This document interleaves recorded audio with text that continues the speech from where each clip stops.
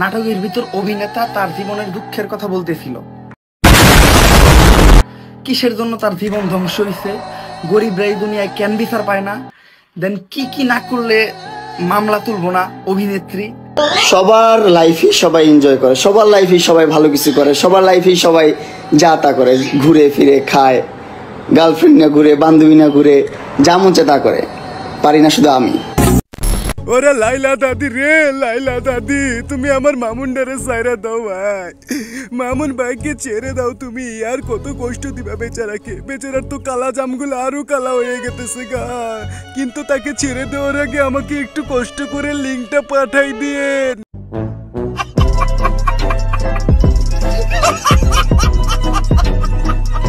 So hello ভাই brother, welcome back অল্প কিছু সময়ের জন্য।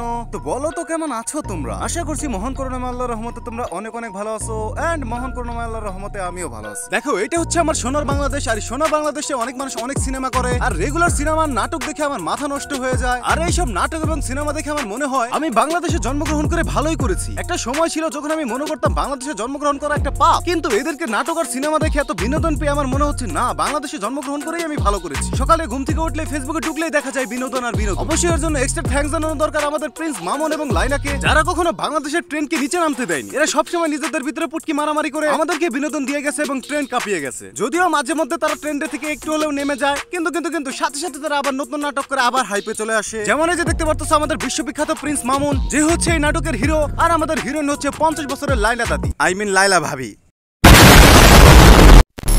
50 বছরের একটা মহিলা আমাকে মামলা দিছে, তাকে কিভাবে দর্শন, তোকে কিভাবে দর্শন, সেটা তুই কোর্টে যে প্রমাণ করিস। কোর্ট তো তোর কি, তোর বাপের না কোর্ট? তোর বাপ আর্মিতে, তোর ভাই আর্মিতে, তোর জামাই আর্মিতে, তোর দুইটা জামাই আর্মিতে।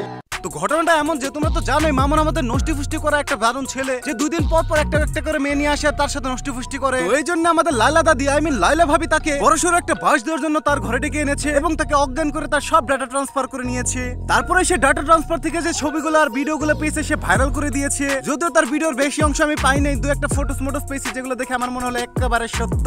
আর বাংলাদেশ মানেই হচ্ছে লিঙ্ক ভাইরাল, এটা তো তোমরা অবশ্যই জানো। তো যদি মামুনের নতুন কোনো লিঙ্ক ভাইরাল হয় সেটা নিয়ে আমি কোনো মাথা ব্যথাও লাগবে না আমার, এই বিষয়ে বিন্দু পরিমাণ অবাক হবো না আমি। এবং কারণ আমি জানি এটা হচ্ছে বাংলাদেশ, আর বাংলাদেশের টিকটকাররা বহুত ধরনের আকাম করে বেড়ায়। যেমন তোমরা আজকে তো দেখতেছো এই যে আকাম, কালকে দেখবা আরেক আকাম, আর রেগুলার দেখবা একটা করে লিঙ্ক ভাইরাল। দেখো, মরাল অফ দ্য স্টোরি হচ্ছে এইটা যে আমাদের মামুন ভাইয়ের কিন্তু বুইরা বেডি একদমই ভালো লাগে না। সে শুধু তার পার্সোনাল স্বার্থের কারণে লাইলার কাছে এসেছে যেন তার মামলাগুলো লাইলা তুলে নেয়। দেখো, এইদিকে আমি পুরো লাইলার পক্ষে, কারণ লাইলাও চায় যেন মামুন তাকে বউয়ের মর্যাদা এবং বউয়ের মতো ভালোবাসে, এন্ড সে তার জন্য লয়ালিটি বজায় রাখে। মামুন যে 2 দিন পর পর আকাম কুকাম করে বেড়ায় এটা লাইলা ঠিকই জানতো, এই জন্য সে তার উপরে মামলা দিয়ে দেয় যেন মামুনের অন্য কোনো জায়গায় যাওয়ার রাস্তা না। মানে বাংলাদেশ এমন একটা দেশ, এই দেশে একটু শান্তিতে ঘুমান যায় না।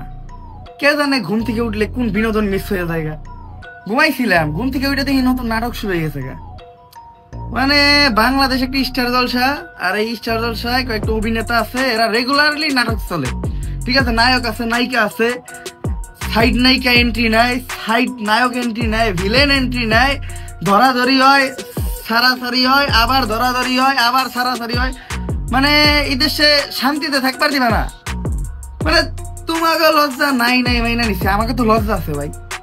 মানে এগুলা মানে করে হেরা দেখি আমি, শরম করে আমার, একে তো শরম নাই। তার চেয়ে বড় কথা হলো ভাই, ঠিক মতো গাইলো দিয়ে আরি না ভাই, ফেসবুক ভিডিও ডিলিট করে দেয়, কমেন্টে যে গাইলাম আইডির সমস্যা হয়ে যায়।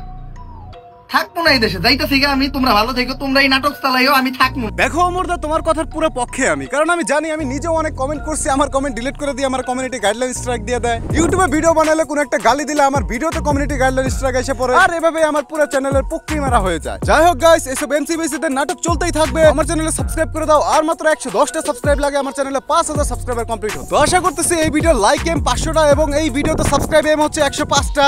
তো সাবস্ক্রাইব এম কমপ্লিট করে দাও এবং এনজয় করো নতুন নতুন ভিডিও।